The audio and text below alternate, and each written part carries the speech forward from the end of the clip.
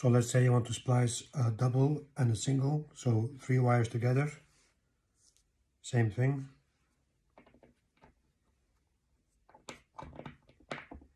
You close it.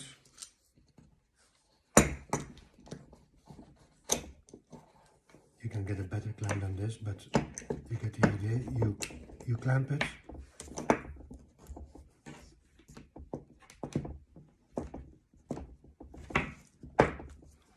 You take your hot glue gun.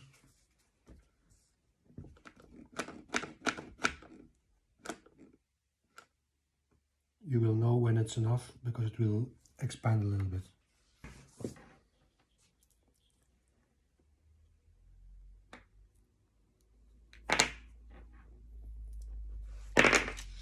And here you have it.